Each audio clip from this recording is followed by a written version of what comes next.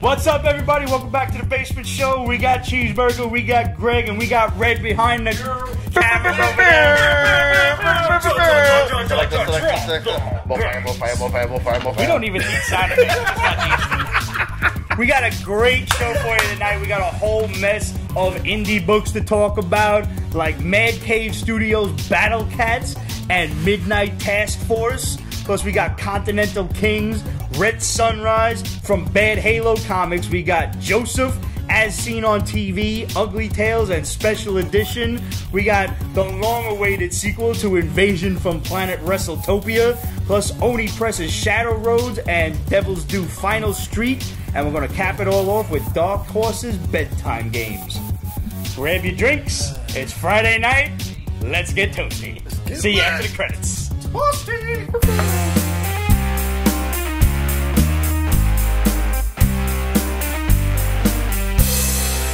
Alright, so before we get into the comics and shit, let's talk Luke Cage spoiler-free review.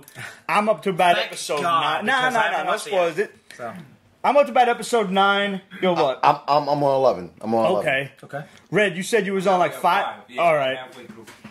I'm gonna tell you right now, if anybody that Jessica Jones might have left a bad taste in your mouth, Luke Cage is worlds better than season 2 of Jessica Jones. It is so good. I'm gonna tell you right now, I may have to go to a psychiatrist or something, because this is like the 3rd or 4th time in a row that I'm rooting for the bad guy. But Bushmaster is fucking awesome. Yeah, did a great job of Bushmaster. Oh man, like the way they kind of tweaked the character a little bit and made him out for revenge against Black Mariah and the whole Stokes family. Mariah Stokes. Mariah. We had, I believe it was Jason Cartoons on Twitter who gave us the idea for a drinking game that every time he says Mariah Stokes, we'll be dead. Take a shot. We'll be dead. We'll be dead. He does it like 4 times in one episode too. We'll be fucking dead. Oh god. But I love the dude's accent. I'm a huge reggae fan, so I've been jonesing for reggae all week. Been listening to nothing but like Beanie Man, Bounty Killer, shit like that. And the dude knows capoeira. Shit like Bob yeah, I gotta go old school. Right, I like Bob Marley too. Yeah, but I'm like a '90s, late '90s, early 2000s kind of reggae. So you're a Buju, Shaba, freaking Cuddy Ranks. I mean, I started listening to it when I was in high school, then I backtracked to Bob Marley much later. So as much as I like and respect him, my heart and the nostalgia will always go to like Beanie and Bounty and Ninja Man and them guys. But man, and he knows capoeira. Like he fucking kicked his ass in the beginning. And I'm just like, how can they possibly, like the producers will watch, like how can we make this guy more amenable to Pete DeLuca? Let's give him capoeira. They've been watching only the strong. And the dude, yeah, for real. Like, the dude's making a little documentary, and fucking Luke Cage is, like, laid out on the ground. It's, like, episode 2, so don't worry about spoilers. Okay, fair enough. He's like, who, my name? They call me Bushmaster. Fucking awesome. Loved it. I've been trying a Jamaican accent, but I really don't have it too well, so... Like, I'll refrain. Well, but half the actors in the show was trying it too, and they failed. That's my only complaint. If you're not going to go that authentic, I wish they went full-blown authentic Jamaican and throw subtitles Listen, there was no. That's funny. No. You know, for nothing, I got the subtitles on, and it doesn't match what they're saying. They're writing it in, like basically, like, English, and I'm like, he didn't say that, though. What did he call the little kids? Like, not children, but what the fuck is his name for the youths?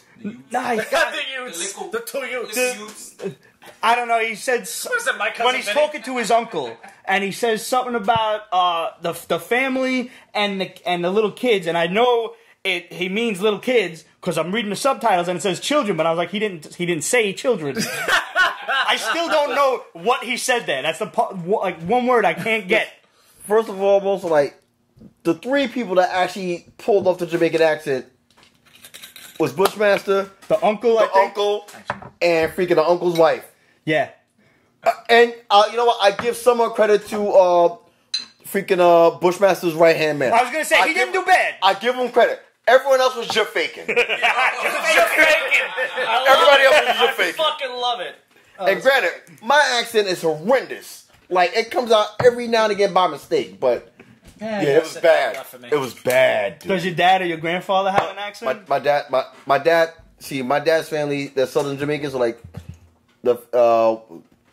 eons ago, they came from Jamaica to South Carolina, and it just melded. So like, all right, that had it comes. So it's Jamaican with a Southern drawl. Yeah, Gotcha. and it's like automatic with Pops. Yeah, and when I get around Pops, it comes out like, yeah, and you can never understand what we're saying. Just is it the drunker you get, the more it comes out? God, yes. Just drop the consonants in every word, and you understand us. No, that sounds a lot like. That sounds a lot like the way the Irish and the Scottish speak. And it was like, that one they actually wrote, Wagwan. I was like, huh? Yeah. Oh, what's going on? Yeah. Got it. Yeah. It's a police raid. That's what's Wagwan. I was like, oh, okay, I got that one. No, so you take out the H, take out the W, take out the H, take out the T, Wagwan. All right. Take out the consonants, and you're good. Yeah. I'm going to get drunk enough next week to be confident in doing the accent. So just mentally prepare yourself. Don't do it. This will be a free exclusive as I join. Yo, that's got to go up as an extra. And I'm going to be here for that. I will be here for that too. Yeah. I expect to be constructively critiqued and educated as well. If I get something wrong, teach me what I'm doing wrong. No question. I will say this. I will say this about the episodes I've seen this year for the season. First and foremost, props and praise to Lucy Liu and Millicent Shelton. Lucy Liu directed the first episode. Lucy Liu? No, she kidding. directed the first episode of this season, and it showed. It showed, and I believe. Listen, that chick is smart as fuck, dude. Okay? Like she's girl awesome. from Charlie's Angels, and she directed the first episode of the and season. Kill Bill. Sherlock shit. Yeah. There's only one Lucy Liu, not Lucy Liu. I was going to say, and I just wanted to make sure we were talking about the same one. Not Lucy Liu from McDonald's. Was this like a director's debut? Yeah. Not Cindy Lou Who, Lucy Liu. Yeah. Cindy Lou Who. Nice. This was the directorial debut. Yes, it was. This was nice. a directorial debut. And listen, just as a really quick aside, Cindy Lou Who, she got some fucking pipes. She's the lead singer of The Pretty Reckless. She's awesome. Nice. She's a cartoon. Well, no, not in the Jim Carrey film. Taylor Momsen played Cindy Lou Who, and she's now the lead singer of The Pretty Reckless. And that's pretty interesting. fucking awesome. I've never seen that movie. Really? No. I mean, I've only seen bits and pieces, but it's like, she's cute as a button, and God. I actually, like, as I was formulating, like, the hell you're talking about, I'm like, she's a cartoon. Like, what are you talking about? I love it. And I'm thinking, like, she didn't say nothing in the cartoon, so she ain't be a voice actress. It's only shot number 4. Oh, God. Nah, dude, she's got some taking pipes, these off. I don't need this in my life. I will say this, like, and no spoilers here, for what Bushmaster wants revenge for, I agree with him. It's totally justified. And every time, totally justified. Like when Luke and Claire are on screen, I'm like, ugh. Like, can we get back to the bad guys, please? Like, spoiler free. I mean, Luke did break her back the first episode. I mean, hey, they should. What happens, yo? He gave her the capital D. He gave her his A game. He gave her his A game. Hey. You know? She wanted to get that. She got that cage. Thank you. I'll be here all night. Thank you very much. There you go. And I mean, just to cap it off, when Bushmaster's talking to his uncle, and his uncle's like the voice of reason, and he's like, you're gonna burn the whole city down doing what you're doing. Like, calm down. Like, try and relax. You got to find peace in your heart, and this and that. And he's like, oh my God, I just realized say wow. And I was like, I want war. And I was like, that's not what he said.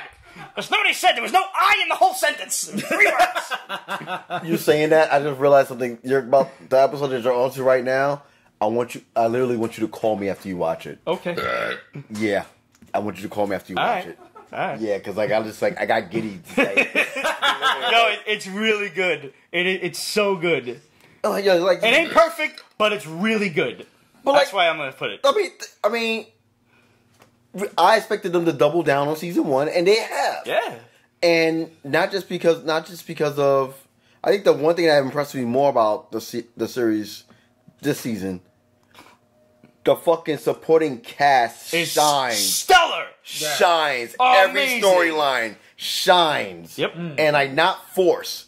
It gradually complements the character. Right. Like, me and you was talking on the group text. Shades by Shades far. is great. Oh, dude, like, bravo. Dude, Theo Ross, I love Theo Rossi since Sons of Anarchy, bro, and that dude can act his ass off. Yes, he can. Okay? Yes, he can. So I knew that when they had him in their shades, I'm like, oh, this is gonna be good. Yeah. And I haven't seen minute 1 of season 2, and I know that's gonna be some good stuff. Honestly, like every time the bad guys are on the screen, Theo Rossi, Black Mariah, and Bushmaster, that's when my attention is undivertible. Like, phone is down, there's no scrolling through nothing, I'm watching that shit. Yeah. Luke's on screen, and they're doing, they're talking about, I love Misty, Simone Missick, and now she got the arm and everything. Oh, she does now? She got Okay. And it didn't take long to get there either, and it was a nice... it was a gradual progression, but it happened fast, so I know that's like a weird juxtaposition, but it works for her character in the context of the couple of scenes that it goes down. It's just an absolutely fantastic series so far, and Greg is right. The supporting cast makes the whole show. Yeah. Well, I mean, honestly, like that was a really big part of season 1 too. Although you had more. I guess you had more love for Luke. Because, there was more establishing points, and there was a lot more exposition about him and the origin and everything else. Yeah. This time they can actually, all right, we know about him. Let's go about all these other folks. Yeah. It's like season 1 with Luke Cage was like, you know what? Luke Cage lives in Harlem. Season 2 is Harlem lives exists within Luke Cage. Yeah, literally. Like, you see all of Harlem right now. Like, from Black Mariah, the freaking Shade, to even fucking... Shaze's right-hand man Comanche. Yep. You see all these different character dialects and how they all meld together. And it was like, bravo, like, motherfuckers did their work on this shit. Like, Jeff Loeb, great job. Marvel they don't fuck around, man. Like, they do their homework like nothing else, honestly, that we've ever seen before. Or maybe ever will. Like, Jessica Jones was a chore for me. I'm not going to lie. Right. But I keep hearing about that. I haven't watched that yet either. I have a lot of catching up to do. I'm not trying to watch season 2. Just you should, though. You should, because I don't want to suffer alone. I don't know. Like, the thing about Jessica Jones season 2 was that still it's Kristen Ritter for me, so it's like, all right, Girl looks like a bird. Like one of them little flightless birds that kind of fell out of the nest. Listen, I told you I had to think first is don't trust to be in I know you did. I know. I don't she's got a great ass though. I'll give it. She really does. Yeah, she really does. I wouldn't throw her out of my house, is what I'm saying. I would kick her out of bed. Yeah. In the morning. I'm gonna make her a sandwich. You gonna make her a sandwich? I'll make her a sandwich. Yeah, why the fuck not? Go order me breakfast. You ain't gotta make it. You just gotta go get the phone. And very true. Thank you, Kate. She is directing an episode on season 3 of Jessica Jones, which is filming now. Nice. There's actually that we'll get to that later. All right. We'll get to that later. But there's a couple of things going on right now that. All right, cool. So we can get some breaking nerd news, is what you're saying? We'll get some breaking nerd news. Breaking nerd news. Hopefully you guys are following breaking nerd news. My man Greg here's got the inside scoop on mad shit, though. Not for nothing.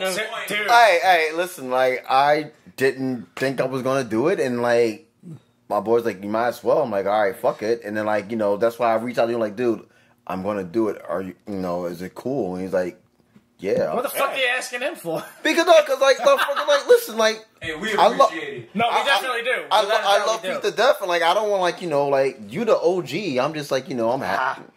But I mean, Greg was worried he was going to be like stepping on toes or anything. I was like, dude, there do are what you no gotta toes do. to step on here. Nah, but like there are no toes to step on. This is week 3. I'm more than happy to be affiliated with Breaking Nerd News because they got, like I said, got his ear to the ground, Yeah. For real. Hey, we've been very lucky and very fortunate, with the stuff we've been getting.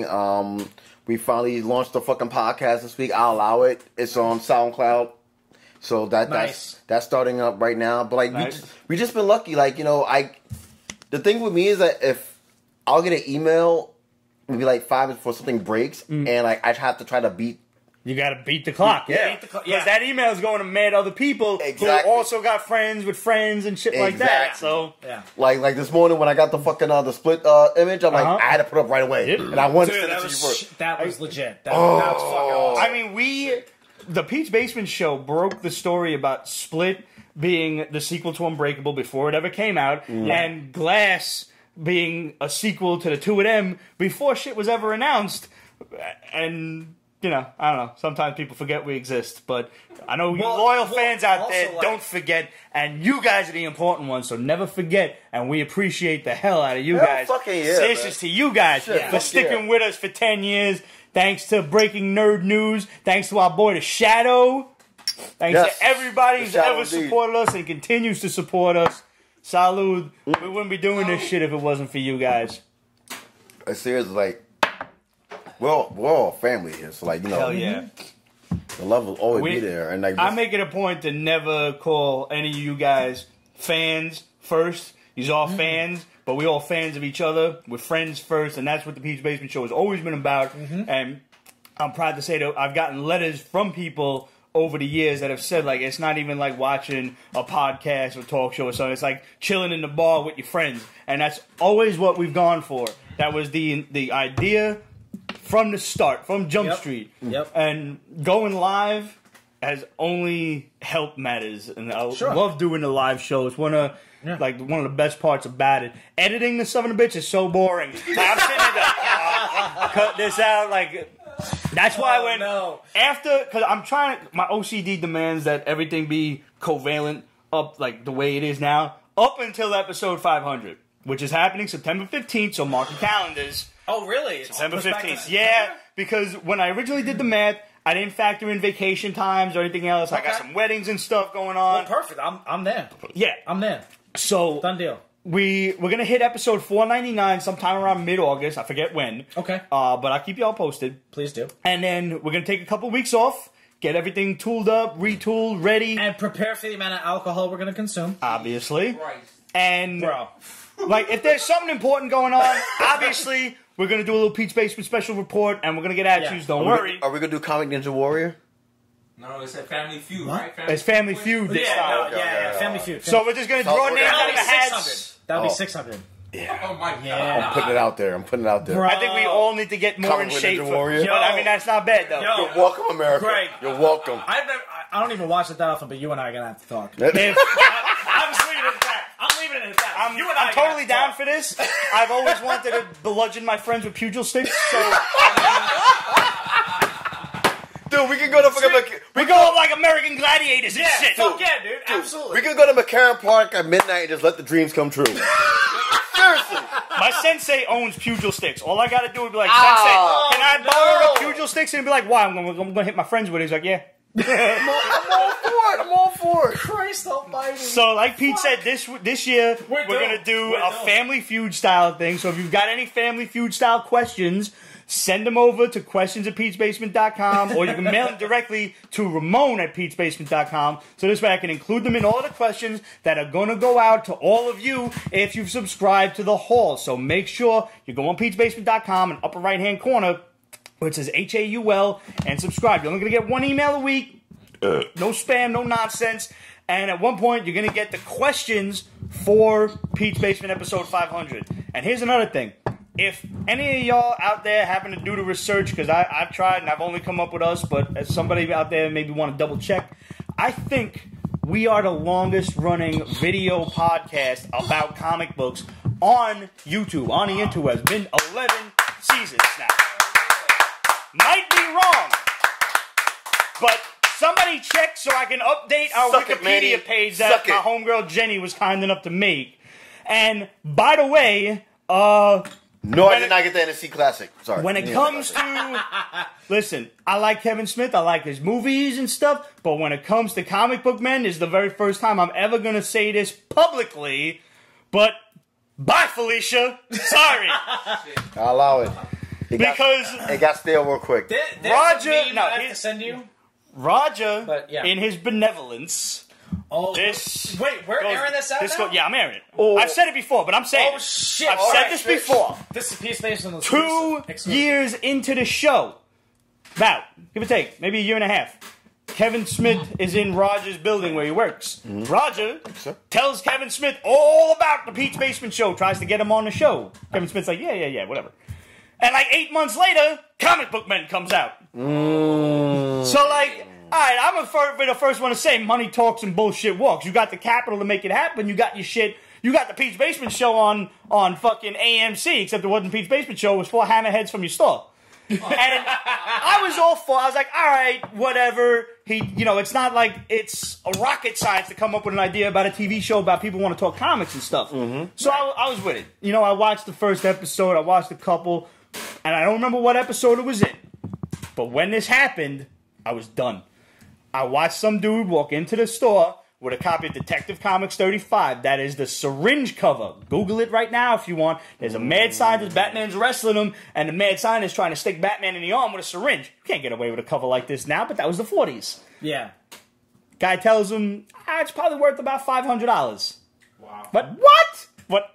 Now, Are you I get it. fucking kidding I get it. It's a business. You got to buy it, and you got to resell it for a profit. But that's a $5,000 book in a 0.5. No way that dude had a $500 book. A page is $500. You lying sack of greedy shit. You unscrupulous piece of shit. That's when I was done with that shit. I'm like, nah. I'm going to stick with the toy picker who told a guy like, oh, how much you want for your Star Wars figure? And he's like, I don't know, $200. He's like, that's too little. I'll give you $500. And I was like, all right, he's the man. Yeah, that's cool. I know you're going to resell the shit for like $750,000, whatever. Sure, but you were honest enough not to cheat the guy. That to me is that's robbery. You're robbing the guy. You don't know any better. Yeah. I mean, all the guy had to do was look on eBay or something and figure his shit out. That's your best price guide. Yeah. But let's not split hairs. Maybe the guy's never heard of eBay. Now, a bags of dicks. Enjoy. Exactly. Suck a bag of dicks. Suck a bag of baby white rhino dicks. That's my message to you. I see you, the baby rhino dicks, and I raise you a bag of old crocodile dicks. Let's stop talking about dicks. Ooh. But I had one. Could I just throw it out there? Like, do it. Just do it. Senior citizen giraffe dicks. Because not only are you going to have to suck a giraffe's dick, which I can only imagine what that fucking looks like, but you're going to have to hurt your neck because you got to look up at it. I am a disturbed human being. Oh my god! Welcome to the Pete's Basement Show. You broke Greg. I did. You broke him. He's done. You fucking broke him. Oh my god! Wow. Ray, I'm gonna have to tag you in this shit right here, and you're gonna have to use all this material. To paraphrase Jim Parsons that we were talking about before the show started up. Yeah. I am crazy. My mother had me tested. I just have a question. Yeah. Is Busta Rhymes Break Your Neck playing in the background as you're giving Oh, no! Honestly, there is a, you know how everybody kind of got a soundtrack to their life playing? Sure. Mine's is Rush. On repeat is Busta Rhymes fired up with the Knight Rider shit. Nice. The Knight Rider, it's just constant. Yeah, okay. Y'all see the Lego Voltron? That shit was Dude. Yeah. What's that, $170? $180. No, that's worth it. That's worth it. I ain't got that kind of scratch right now. All It separates, you build the lions, and they move and form Voltron. In all forms. This easily could have been like $3 1/4, and people still would have bought it. Oh, yeah. I still have the original diecast metal version of it. Right there. Yeah, right there. The only problem is that the fucking head is all busted up because it's plastic. That sucks. So that's my And a big thanks to my boy El Sinestro. You guys can check him out and his crew of toy collectors on Raw Live and Unedited. Nice. He hit me up to let me know that they're coming out with a brand new masterpiece scale Devastator. Oh no! It's not diecast; it's plastic. But still, the masterpiece fucking Optimus Prime shit is like this big, and each of the pieces for Devastator is about that big. Like, give or take a couple of centimeters. So the whole thing is 19 inches when you're done. Nice. So, it ain't cheap. It's like $3 when you're done. But, I mean, if you're going to pay $3 for the Takara shit or the Hasbro one, you might as well get the good one. Might as well go all out. Sure. Right. Yeah. You know what else we have to give a shout out to? Fucking our boy. Fucking Roberto Bag 13 collections. Follow him on Instagram. Oh, he's the one with the fucking statues? Dude. Oh, yeah, the one you always sending me? Yeah. Dude. Yo, This dude is a master sculptor. Oh my god, Does he just do this for the hell of it, or does He does it for shits and giggles. He does it for shits and giggles. Oh my god. Like, does he do like you can order custom shit? I can only imagine what it would cost, but like That's what he does. He does it for shits and giggles. he did like the human-sized Galactus on the throne Oh my god. with the little Silver Surfer flying around him. This shit is crazy. No, the last one he did like was a mobile, like fucking. It's like the size, like it would fit between the two chairs in the back of the basement over there. It's gigantic. You talk about 7 feet high and about 7 foot round. It's Galactus literally sitting on his throne, and the Silver Surfer's about this big, flying around him. because like I first discovered damn him it. when he did the Magneto Wolverine when where he took his animation. yeah, and I said that to you right. I'm like, who the fuck is this dude? And he's like, oh my god, is that real? Like, yes, it's fucking real. And then after that, he did the fucking Master Mold joint. Yep. Then after that, he did fucking man. You were trying to figure out who that Master Mold statue was Yeah, by it was like one episode. It was just murdering you. and I got finally like it was him. And then like he did another one. The last one he did a fucking Hope to Bruce Banner where like he has the Bruce whole Banner and like each interval of him. Yeah, that's dope. That shit No was shit. ridiculous. Like He builds he's them all, so and he amazing. shows you the. It's like always a 5-picture post, and it's the process that he goes through from the 3D modeling program to the actual sculpting and shit. Yeah, I think Roberto Bag 13. Roberto Bag 10 collection. There you go, Roberto Bag. Yeah, 2 right, like bravo, brother. 'Cause, like Roberto Bag 10 collection. every fucking time, brother. You have my attention. I'm gonna have to find this dude. I think didn't he used to work or still work for Sideshow or something like that, and like he just does his own shit on Instagram. I mean, honestly, to like play if around this shit with. is as good as you're saying, Greg, I It's wouldn't doubt good. it. I would not doubt it. He could be an elf from the third realm for all I know. Like, He's a dark elf. He's a dark Secretly, elf. Mr. Mixelplick. I'm like, shit. what the? God. I'm like, this motherfucker's like, fuck. Because listen, Sideshow don't fuck around. No, they don't. Like they don't fuck around at all. They have the best of the best of the best. I am like, it took me all. It took all the strength that I had and constantly looking at my bank account to not get the He-Man statues. They did He-Man Skeletor. They got an awesome She-Ra coming out. They also have Evil Lynn, which I'm not that interested in, but still looks dope. Right. But Well, now listen, they also the one that they did for Voltron at last year's if it Comic-Con, wasn't the new Voltron, Right. which I mean, it still looked dope, and I love the new Voltron. Yeah. But if it was the older one, it would have been much more difficult to pass up. Yeah. But he's also doing the GI. They are also doing a GI Joe series. They got Snake Eyes with Timber, and I mean, I kind of need it. They got Storm Shadow. But I mean, I know I'm probably going to alienate a few of my Joe friend fans for this, but their Serpentor statue is fucking ridiculous. He's got the air chariot and everything. You need It's like Serpentor. this You fucking need Serpentor. Yeah. I really do. You need Serpentor. Seriously. Like if there was ever when I was a child and he gets up and he was like, "Let those who fear me follow me. Let those who oppose me die." And I'm like, that's my mantra. Real shit. Gun to the head. The three Joe characters, Joe or Cobra, you need to have. Go. Ooh, I'm not that big of a fan. All right, Snake Eyes is absolutely one of them. All right. That's the mulligan. Go on. Yeah, well, true. Yeah. Probably Scarlet. Ooh. All right. Nice. Jesus Christ. And okay, honestly, like I always dug General Hawk. I don't know why. Joe Hogan. Absolutely. That's So, I was yeah, gonna say, those three. Those are my three. Yeah. General Hawk.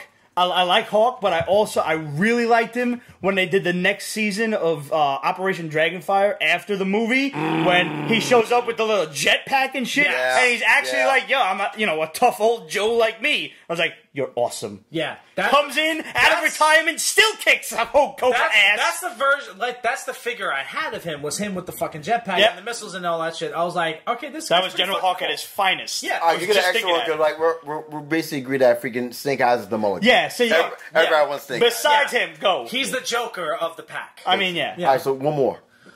Oh shit. Roadblock. Nice. Nice. Yeah. All right, so for me, Serpentor, Zartan, Nice. because I want that hologram chest, Yep. There you go. and not for nothing, give me a Mint Sergeant Slaughter. Nice. All right.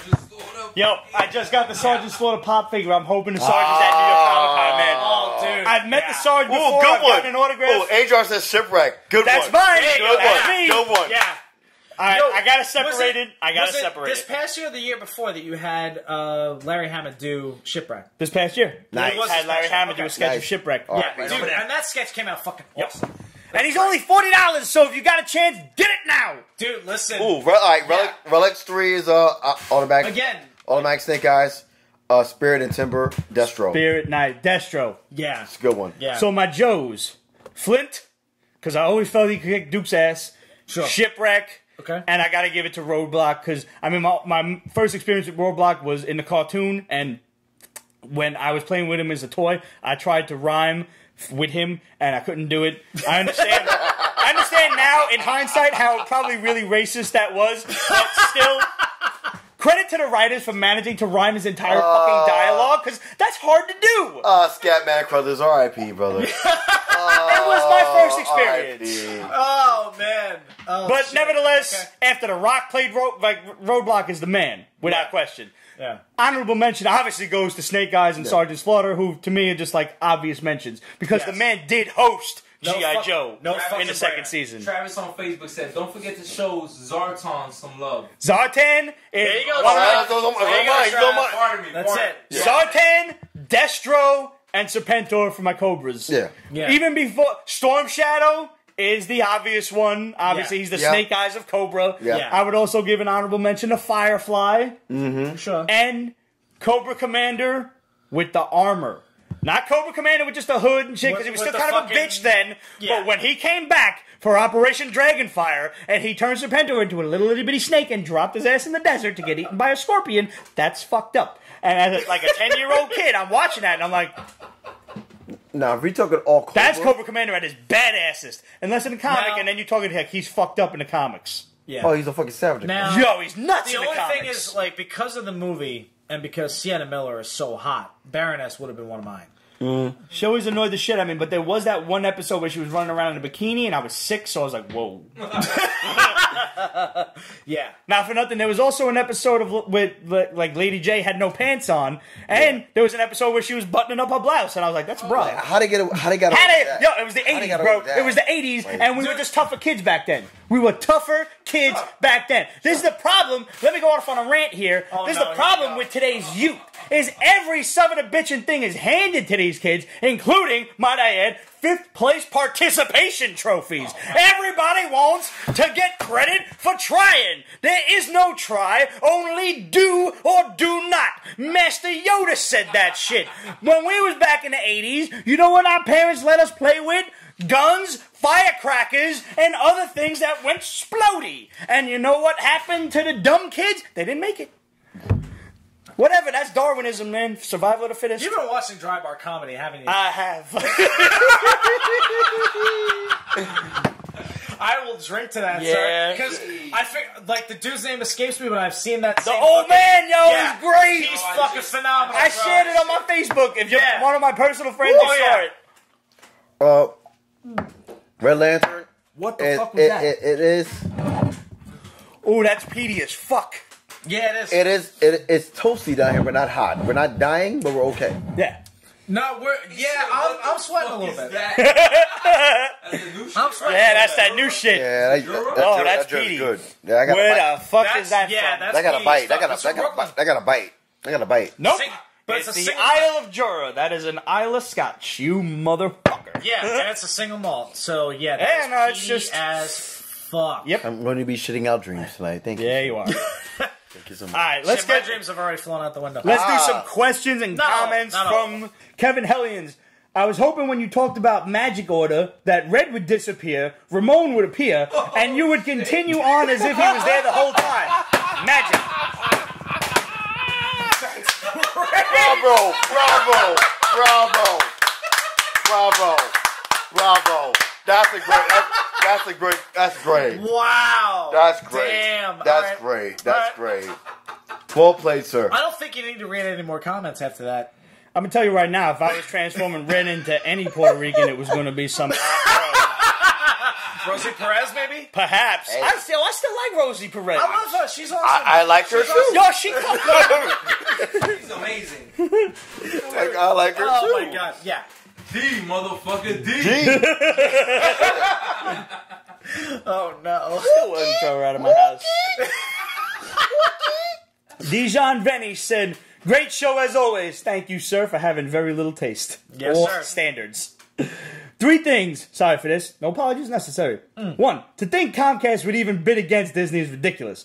We were Which talking is- about the mouse here, guys. Like, come on. Come on. Mickey's laugh makes other companies' skin crawl. That laugh fuels nightmares. It does. It does. Hey! We're gonna beat you. We're gonna outbid you! Don't We're get- gonna outbid you don't by get our me- don't get me- Comcast! Don't get me started. Don't get me started. Will not. 2. Wasn't the Netflix character supposed to be in Infinity War? Did Marvel squash the idea, or are they waiting for part 2 to do that? Actually, there was an article that come out in, I don't know if it was Bleeding Cool, Newsarama, one of them geek sites, and I believe I shared it on the Peach Basement Facebook page. But yes, they were, and actually the article was about the Russo brothers talking about, yo, let's put the Netflix guys in, but it turned out it was going to be just too much to juggle all of the characters in one thing, and they obviously never watched the Peach Basement show because we had that shit solved for them, which was just show a quick cameo of them saving motherfuckers in New York City or something, Yeah. and you were done with it. 10 seconds, 20 seconds, tops. While you're filming the actual season that you're filming. Right. Yeah, exactly. Yeah. But, you know, maybe next season they'll watch the Peach Basement show and they'll be able to figure out how to reconcile the situation.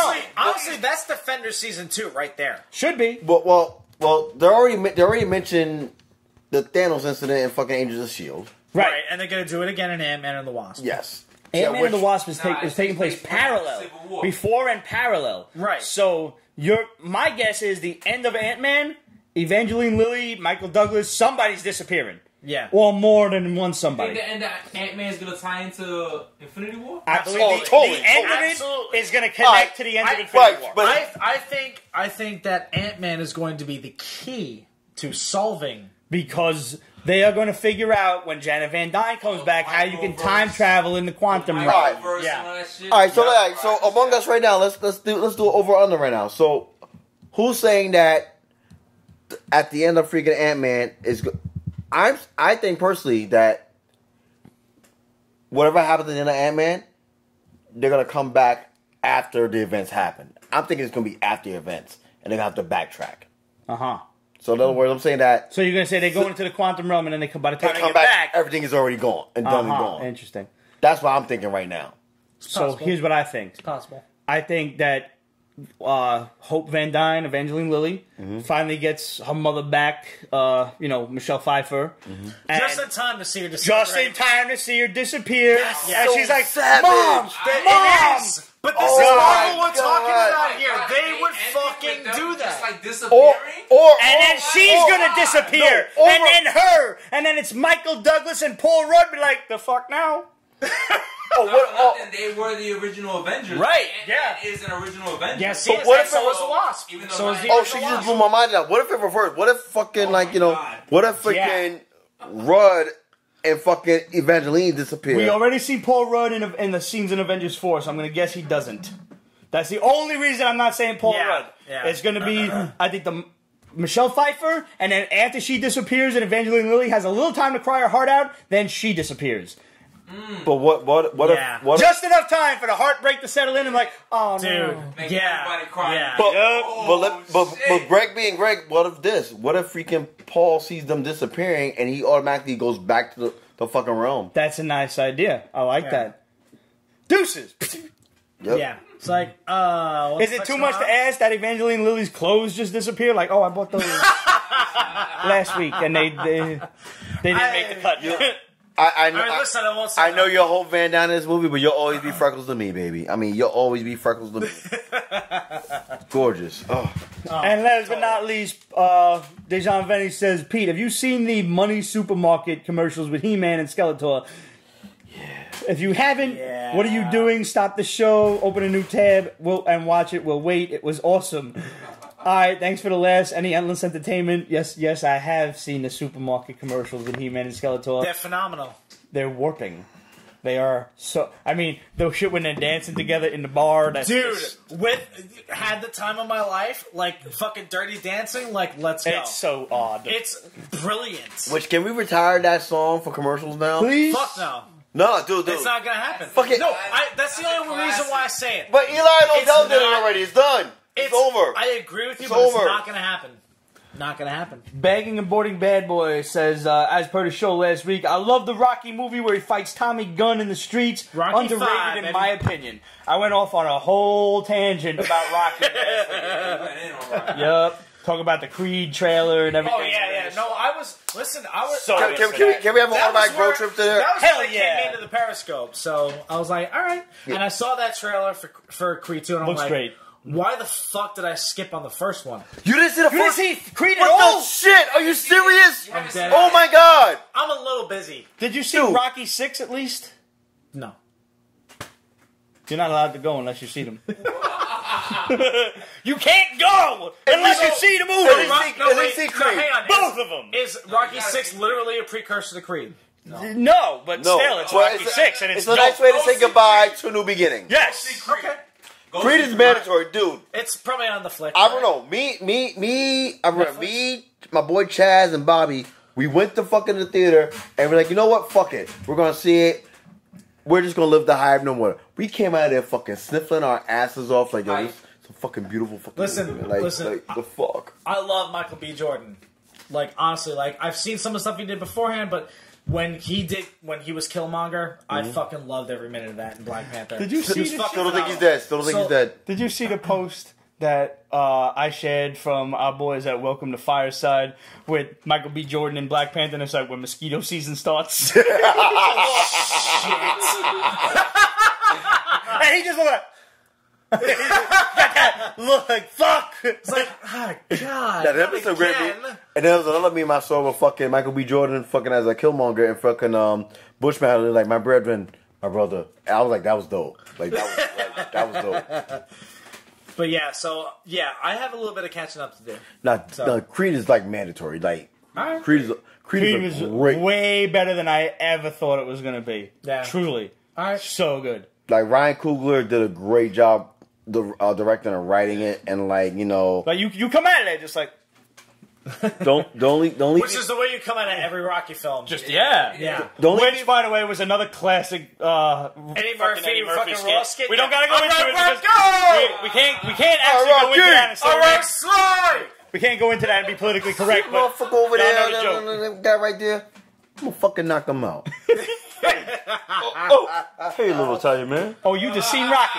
You just saw Rocky, didn't you? Let me get some juju bees and he's gonna pay for it all. If those who do not know what we're talking about, this Google Eddie Murphy. I mean, if you haven't sat, you guys gotta watch Delirious and Raw back to back. And I mean, you can even laugh at how dated it is. And you have to delay kick it up, Yeah. like, yeah, let me get some, some Juju B, some Coopers, and like, And he's gonna Pay for it all. Can't just watch the Eddie Murphy skit. Yeah. It's so It's brilliant. amazing. It's just brilliant. looking like, hey, brilliant. little Italian man. Oh, little white Italian man. You just saw Rocky, didn't you?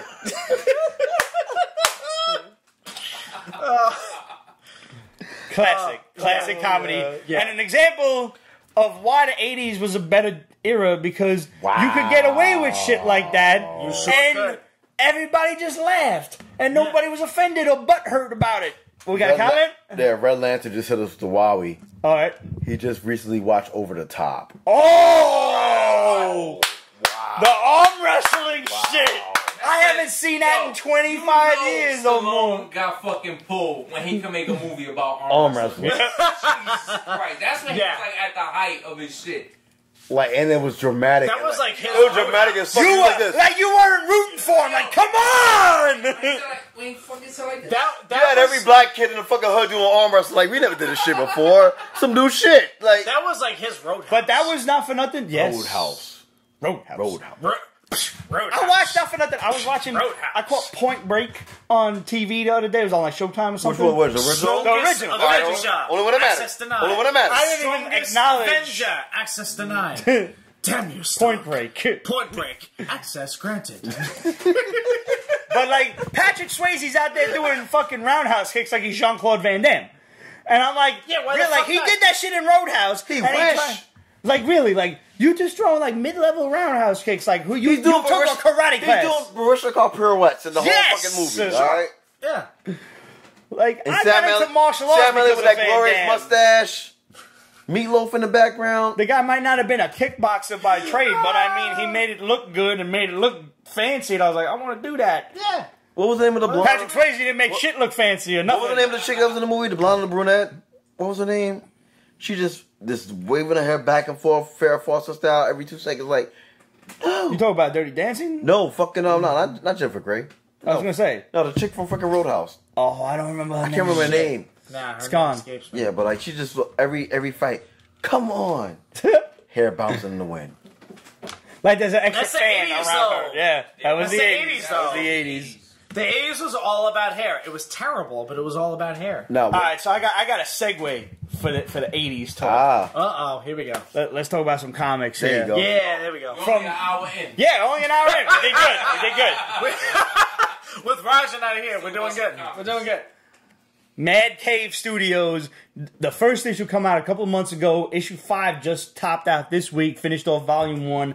Battlecats. Bro. Okay, if you guys have ever wondered, or gals, if any of you have ever wondered what would happen if the Thundercats met Dungeons and Dragons, And fuck. this is it. Yeah. This is the unholy love child of Thundercats and Dungeons and Dragons, and it is so awesome. It is phenomenal. written, created by Mark London with art from Andy King and Michael Camello. So, from my limited experience with... You just read the first issue. I read all 5. Yeah. So, with my limited experience with this studio, I'm noticing Mark London kind of has his hand in everything. Mm-hmm. But he is the creator. He's like the guy who makes the studio. Props to you, my friend. Props to you. Because not only is this story well written, the art for this book is fucking phenomenal. Great, right? It's fucking phenomenal. It keeps you engaged. It Yes. is Thundercats meets Battle Chasers. I was reminded of Joe Battle Madureira's work. Chasers. Interesting. Yeah, like, it's kind of like that similar thing where, like, you have a small like, Thundercats is a pretty large group, especially after Season 2. Yeah. Mm-hmm. But you have... You got like the 5 core. Right, cats. you got your 5 core cats, and that's kind of what Battle Chasers was all about. You had your 5 core characters. Minus the Thunder Kittens, who always got left back at Cat's Lair anyway. Always. And Snarf. Left and Snarf, interfered. Snarf. No need Snarf. Right, who needs Snarf? But, not Lynx. It really brought me back to that era, you know, and it's a really intelligently written story with all of the action that's in issue number 1, which blew me the fuck away. The artwork and everything else, like, super detailed, really, really good stuff. And I'm intrigued. Like, I need to read the rest of these issues. This one, like, just super jacked up villain. He's like the general of the bad guys' With armies. bones and all sorts of shit. you know. Evil King He's like a is shaman trying to almost. usurp. No, it was a savage. He's a fucking savage. Yeah. Evil King trying to usurp the throne. The real king has sent them off on this weird mission that it's a questionable thing. Like, there's been this beast that exists in the realm for some time, but they've always just kind of ignored it and just don't go in its territory and you won't get eaten. Seems pretty simple to me. But now he sends them off on a mission to go kill it. Why? And you find out by around issue 4, maybe 5, give or take, why they've been sent to kill this thing, what it is, and what, like, the king, you think like he's going to turn out to be a scumbag because he has sent them on this secret mission that he's not giving them all the information about, and you're pretty much waiting for him to be a scumbag. And the king had noble intentions. Like, he's still a good guy by the end of that, and I appreciate that. Like, I don't want the cliche of, the king is evil too, and he's a scumbag, and the bad guy's a scumbag, and everybody's a scumbag. No, he's not. Yeah. He had the right intentions, but a bad idea. He had the wrong information. Right. Like, he didn't have a good way of going about the plan of action that he has set forth. Okay. But it pulls you. I don't want to spoil nothing for you guys because this is one of those issues that, like, I picked it up on a whim. And I bought issue 1, and like Pete said, the artwork is great. The story amazing. draws you right in. You're already feeling for these characters. By the end of the first issue, one of them's a mage, one of them's a cleric, one of them's kind of a Joker thief type, one of them's the big ass brawler barbarian, and then you've got your knight leader type guy. Like I said, it's Dungeons and Dragons. Your paladin. Yeah, this is D&D. Yeah. Like, you could easily have a Pathfinder game to this. Yeah.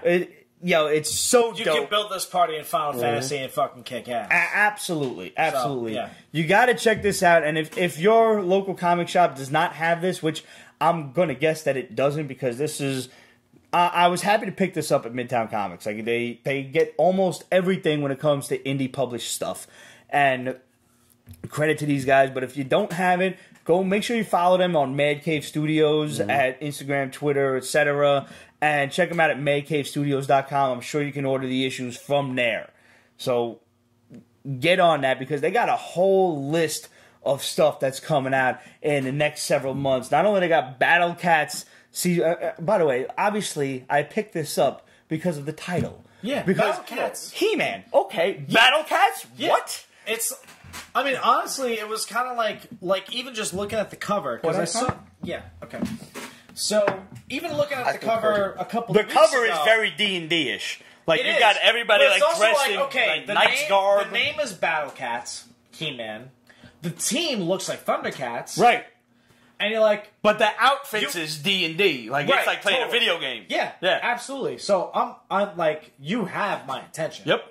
Like my undivided. This hit on like every nerd criteria that needed to be hit upon. Right. You had your 80s nostalgia, you had your name recognition with 80s nostalgia, so there was that. And then you got the artwork that just really draws you in, and that's always an important thing when it comes to like indie published stuff, because sometimes the artwork kind of laxes, and that did not happen in this issue at all. No, like it felt like you already told you from years, like my 3 rules of fucking a book. Like first issue, show me what's going on. Yep. Second issue, how are you gonna make it happen? Third issue, why am I still here? Yeah. I want that in 3 issues. Yep. Like no matter what book it is, I always give it 3 issues, because like maybe you're not getting your point across in the first issue. Right. Second issue, you can just blow shit the fuck up. But like, I think you got that on all, like, you hit on all 3 points in all 3 issues. In the first issue, what's going on? Here's who the characters are. Here's what's happening. In the second issue, what was the second one? It was like, all right, so like, how are we gonna get to the point where you're trying to take me to? Like, where are we going? Yeah, where are we going? And what do we have to get past in between there? And besides meeting the bad guy, now you've also got a bunch of undead warriors and a sand snake running around in the desert. Supposedly undead warriors, but in this first issue, we're kind of getting the pawns first. Right. That's why the pawns go first. Nice. Well, they're hipsters from Bushwick, so it's okay, it's fine. And the third one was... Why am I here? Why am I still here? Because you want to know why the king has sent them to kill this beast after so long of just tolerating its existence. That's the amazing thing. That's the amazing thing about this book, because I've only read issue 1. You've read up to 5, right? I finished the first volume. The beauty of this is that you know so little about these characters, but you're invested in every single one. By the end of the first issue, I'm like, I'm interested. Yeah, you're invested. That's the key. Yeah, as you want to talk about like a new book. There's something that's just getting thrown at you. Make me like these characters, and there's no rhyme or reason to make this work. It's just a question of a good writer that can introduce you to a set of characters and make you like them or not give a shit about what happens to them. Yeah. I liked these characters right off the bat. And I mean, not for nothing, one of them looked like Jackalman.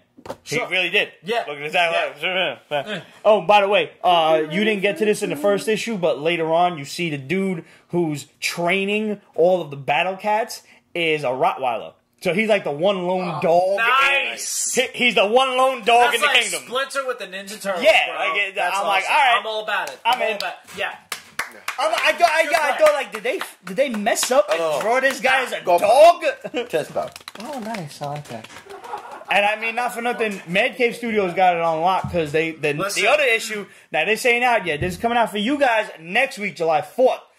Midnight Task Force. Bro. This shit I is had so so much impeccably fun with this. drawn. I had so much fun with this. This was fucking cool. So we got Midnight Task Force by Mark London, written again, and the artwork is by Alejandro Giraldo. I hope I'm saying that name right. Geraldo, Geraldo, whatever. Yep. Mark by the way, London, well done, sir. Yeah, Mark London seems to be the common denominator and the key, to these studios. Making all of these things work. Right, and so you got a flashback of a Marine Corps group going in on what you could only assume was like some Black Ops shit. Yeah, and this is some Black Hawk Down shit. Yeah, nice. They get chewed up instantly. Yeah, like, by an IED. Everything goes horribly wrong. By apparently an IED. Yeah. And this dude, so you said IUD? IED. No, IED. I'm like, damn, like they were fucking like that. Sorry. So fast forward, and you got the one guy that survived, who was the leader of the crew. He's like a freelance detective, and he's just investigating. And he barely survived. Yep. Lost his arm. As you see later on, like he's got a robotic arm and everything. Yeah, but there's more to it than that. He keeps that fucker under wraps. He's investigating this case, and he like something out of Deadpool. He's got different voices, different colored word balloons that are talking to him, and he's talking back to them with his head in his head, you know. And he like, all right, these are like you kind of get where it's going.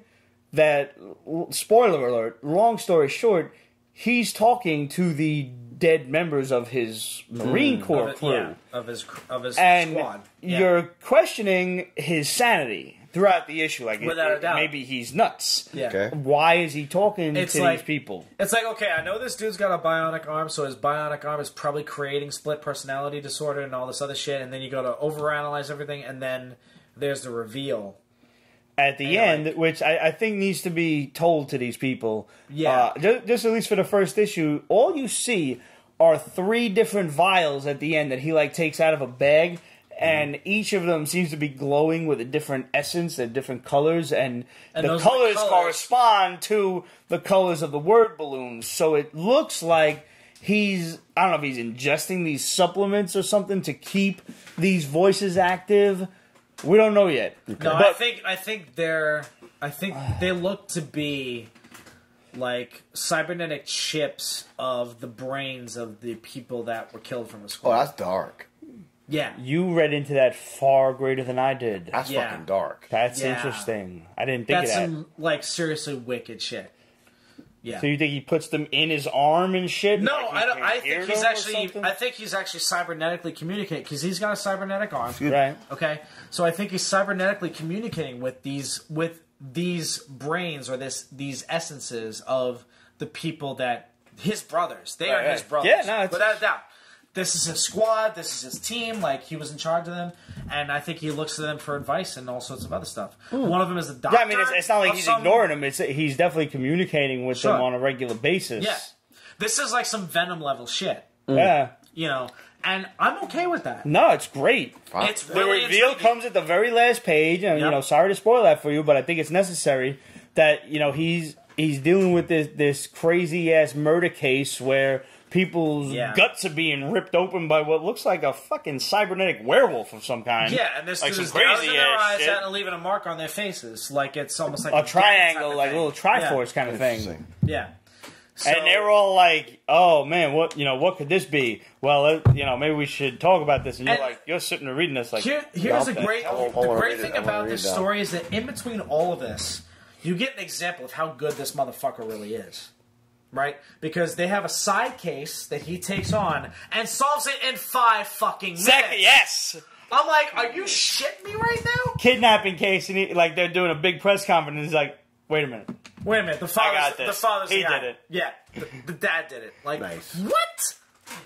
Like, all right. Like, just in case you thought that this was going to detract from the main storyline, like, no, this is just to show off his skill. Because the thing is like, aside from him investigating the overarching case that will be the impetus of the whole story, is you think the guy's a fucking train wreck. Yeah. Because he's I mean, he kind of is, but he's not. Well, he is, but he not. isn't. Because he's with a lady of the night, shall we say? Yep. And he fucks that up. So you're like, okay, this guy is kind of off his rocker a little bit, blah, blah, blah, blah, blah. But they immediately dispel that with this little side case that they throw in there to show you how good he really is. Mm-hmm. So that really caught my attention. I'm like, okay, this dude don't fuck around at all. So for any of this to be like, I'm gonna need more time. Now you have my attention. Yeah, it's good stuff. Okay. And Mad Cave Studios seems to be doing some really good stuff. They had, because they gave you all of the release dates, like exactly when these books are coming out. So I'm suspecting that they want to have most of, or if not all, the artwork and the text done before they go to print. So this way stuff comes out on time when it's supposed to, which is more than we can say for a lot of the bigger companies that just don't give a shit about you anymore. Right. But they have their schedule down pat.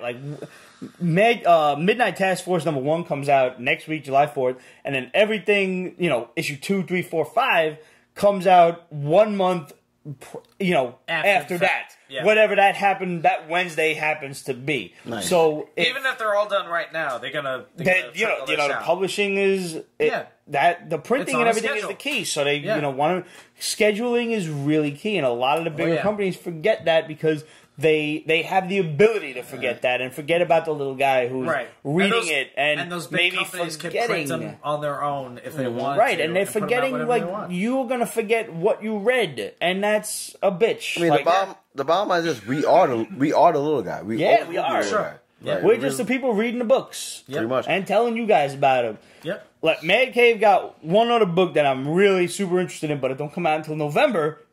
Called Knights of the Golden Sun. Okay. And this is about angels. And anytime you want to talk angels, you have my attention. And I'm not talking, chubby motherfuckers on clouds with harps and things. No cherubs and cupids here. No. I want angelic lore. I love mythology and everything that goes along with it. And I really do love the backstory of angels. And the one thing that I've always kind of hearkened on was, if y'all have ever seen The Prophecy with Christopher Walken. I have not. Oh, dude, seriously, you gotta, just take that today before you go home and borrow it, because you need to watch it.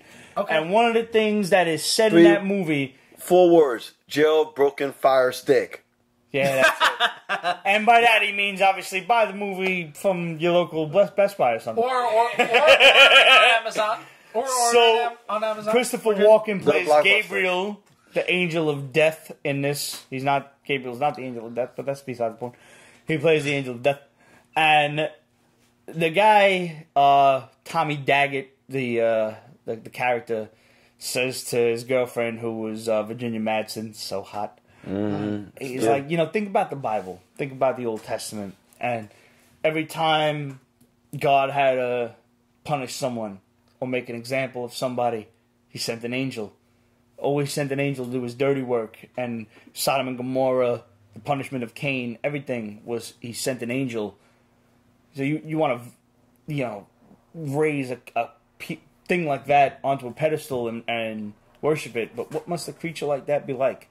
Would you ever really want to meet something like that? Would you ever really want to meet an angel? And then it flips to Christopher Walken. He's just sitting there all crazy and shit. Just hanging out with little kids, having them blow fucking Gabriel's horn, and the fucking windows of a school are breaking out and shit.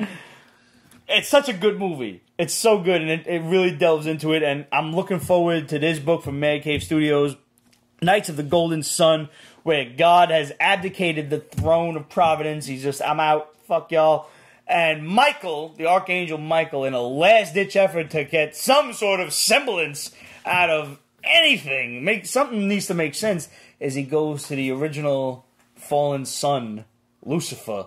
We're like, listen, we kind of need you to lead the angels of heaven. How do you feel about that? Oh, boy. I'm in. You already have my attention. Yeah. Because if y'all don't... You talking about this book, it comes out in November? November. But that's the beauty of it, is they have all their release dates, and November 14th is the date for the release of issue 1, and they have every month thereafter for 2, 3, 4, 5. So they're waiting for the shit to be written, drawn before everything is released and printed. Yeah. So I give them props for wait for their it. planning is on Don't point. be greedy. Don't be anxious. Just be Wait hungry. for the shit to be done, be hungry. and don't be late with the printing. Let your fans find the issues, because when it's late, people forget. Sure. And that's the problem. That's the biggest Or problem. even worse, people get upset. Right. But like this story, I'm so in, because if y'all don't realize, if y'all don't remember the reason that Lucifer was cast out of heaven, it is because he was pissed that God gave his light, his love to mankind as opposed to the angels, and Lucifer's sitting there, the best of the best, and like, well, what about us, Dad? What the fuck? And God was like, but y'all gotta love them now. And Lucifer was like, deuces, no, I hate them. They're all assholes. And I'll prove it to you. Watch, I'm gonna get this bitch to eat an apple. Hold on, you don't want me to eat out of that tree? I'm gonna get this bitch to eat out of that tree. Hold on. See, you brought up Lucifer, and I'm thinking about the freaking show. Right? Which are, Oh, and it's coming back to First and Amazon, foremost, to yo, fucking Netflix. which I props still and have to watch. praise to all the fans, all the Lucifer Yes, fans. save Lucifer. All the Lucifer fans. Great job.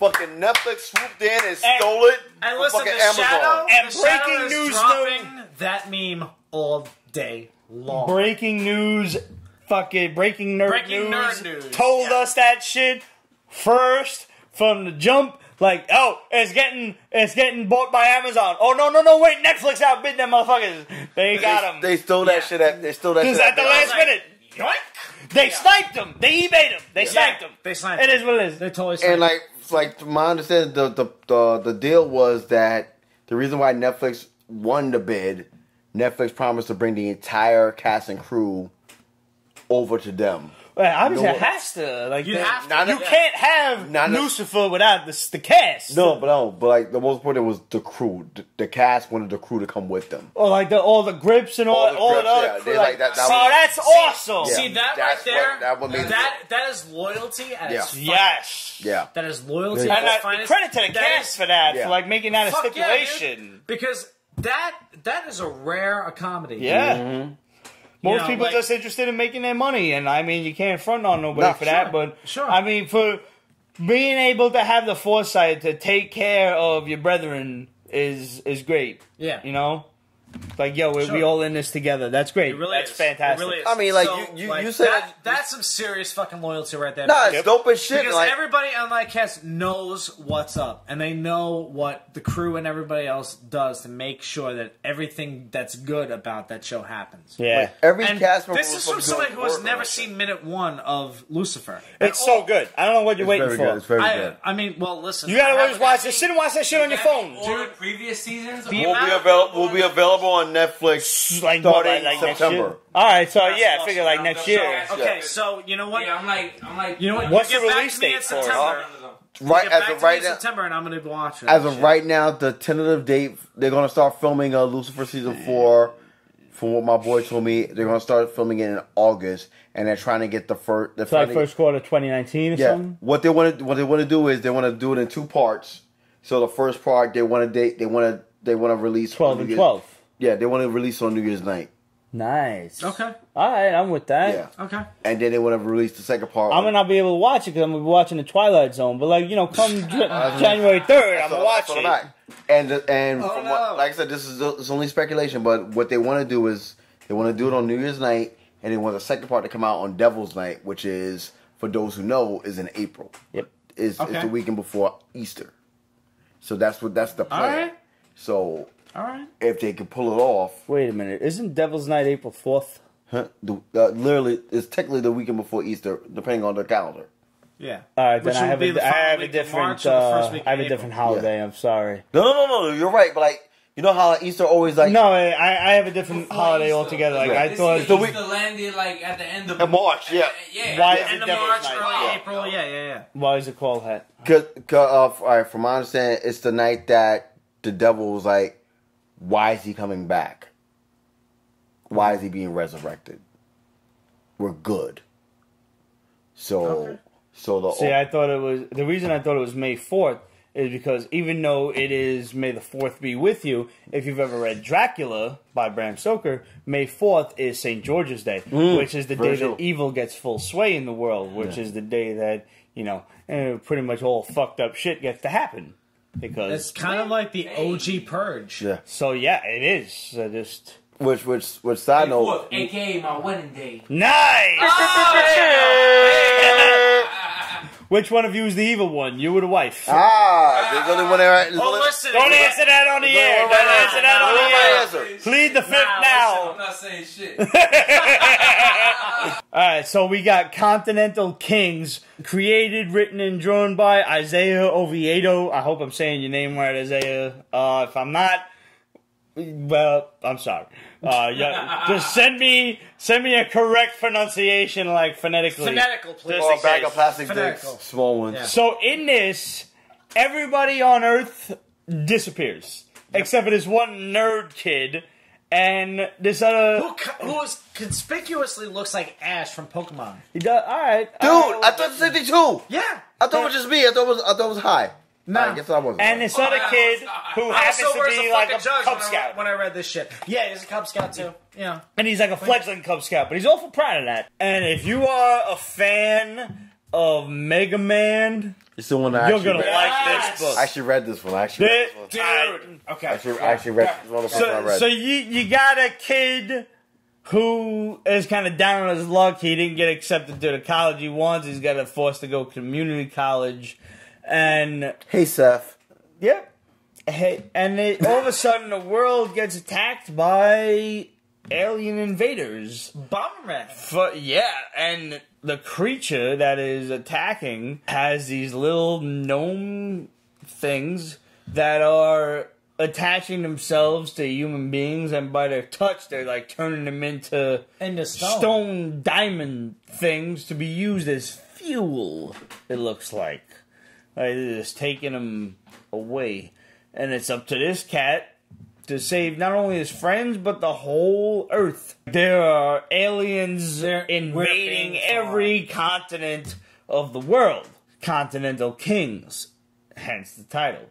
This book reads like a video game. Absolutely. If you love video games, it totally does. This is a classic book for you. Not only like any video game, it follows like Mega Man. Yeah. It follows like Mega Man because he gets one over on the dude that he's targeting.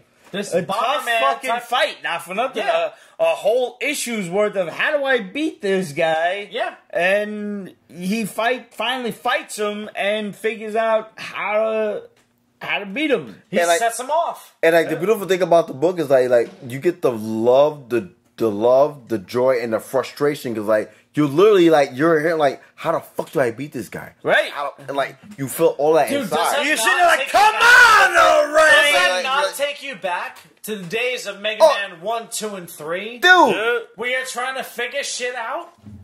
Dude, you're sitting there reading along, and you're sitting there like, come on already! Just jump on the back of his neck! I'm not sure right now, for those who haven't read it yet, who is going to read after this review, I dare you to not admit that you actually did a walkaway reading this book. Yep. Yeah. Because you was frustrated, like, what the fuck? Like, come on. You gotta just step out and like, alright, I gotta leave this alone for a little bit. Let me regroup, let me rethink. Like, hey, get back in my zen, get back in my cheese. That shit gave you like the NES feels from back in the day. Oh. Yep. Clear mind, clear path. Like, all that. That's the best thing about this book, is that it really harkens back to the classic days of Mega Man 1, 2, 3. You know, all the classic NES stuff where it's like, okay, Master I just Blaster, beat you, and now I'm going to get your power. And not only did he beat the guy, but he got his bomb-throwing power. Yep. Mm-hmm. And completely unbeknownst to him, is like all of a sudden he's wearing a fucking Chewbacca bandolier. Yep. Right? And all of a sudden, bam, there's a little bomb that pops up. I'm like, oh shit, here we go. Let's go. This is everything I'm all about it. you ever wanted out of a Mega Man comic. Right. Because the thing is, the beautiful thing about it is, you watch the TV show, you play the games, all that stuff. It's like, you expect to take the powers of whoever you kill. You don't expect that in this book. No, you don't. Nothing's automatic. Nothing's automatic. Nothing is automatic. Nothing and that's is beautiful automatic about it. at all. It sets So you it's up to brilliant. the full. It's literally a realistic video game. You don't know that it's gonna end up being a video game by the end of it. Sure. Like, you don't expect the guy, like you said, to have these superpowers. You just figure, how the hell is he gonna deal with this? See, that's the funny thing you bring up. It's like, I know this motherfucker is going to get, like, he looks like Ash from Pokemon. He's going to get some superpowers at some point in the scope of this issue. It's like, how is he going to do it? And then you realize, like, oh, that makes perfect sense. I'm on board. So, let's see issue 2. So this is a really great issue. Issue 1 is available on Amazon. You can search Continental Kings by Isaiah Oviedo, or you can just go on www.isaiah.shop and you can pick up the first couple of pages of issue 1. It's highly worth it. If you're a video game fan, if you're a Nintendo fan, if you grew up in the 80s, this is the book for you, where you're fighting robot masters that are taking over the 7 continents, and you just defeated one robot master, and now for the rest of the series, you gotta travel with this new power in the game to the next continent to defeat the next robot master. This is exactly what a video game aficionado would want. This is great. Like, Continental Kings wins. It's like reading a video game. It is truly like it takes you back to the days of youth.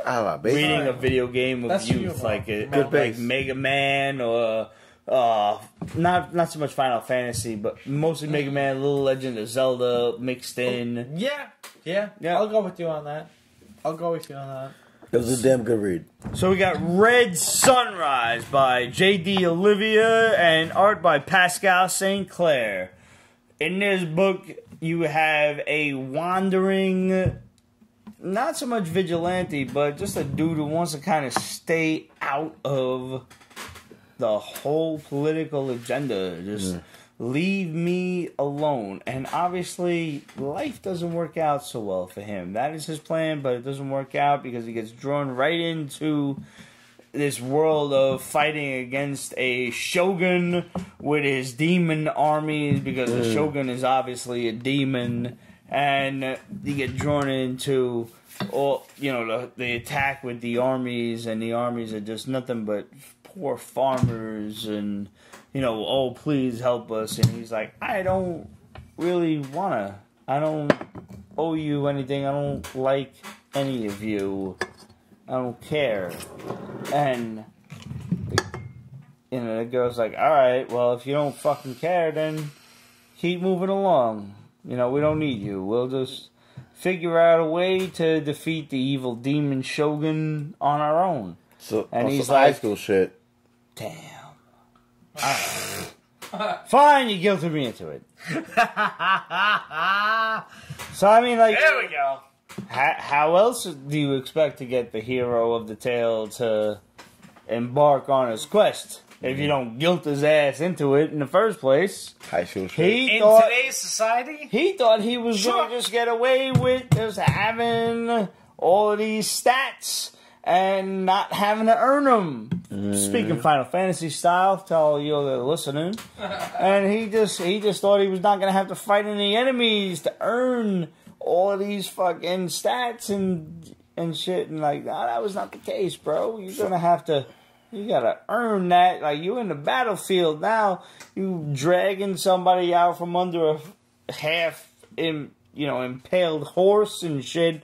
And I'm like, oh, you don't want to fight against a shogun? And, that guy gets cut in half. And like, you're talking to a half a corpse. Like, I guess you don't want to fight no more. Okay. This is some shit. Like, you got a guy who is obviously a trained swordsman. He's the dude in every video game that you want to get on your side. And he's all, knowledgeable and trained and everything. He's like, I'm not going to join you, but I'll train you. Pardon me. Yeah. On Facebook, Isaiah Jose Oviedo Continental Kings creator here. Look. What's up, buddy? Continental Kings. Nice. Thanks for watching. I gotta do a big one. We love the book, bro. We love the fucking show. Great shit, brother. Great shit. Seriously, yeah, man. Fucking, you guys killed it. You guys killed it. You really did. Hell yeah. When's issue 2 coming out? Thank you. Yeah. You have again? I don't know where the fuck we left off. I will tell you right now. But I'm looking around, and I see these motherfuckers are dead to the world. Well, that was a joke with life. Yeah, that. Yeah. So, we're going to end the show right now, and we're going to come back next week and continue where we left off. Hey. We got Pete's Basement is copyrighted 2018. Ripped Productions. All rights reserved, so go fuck yourself.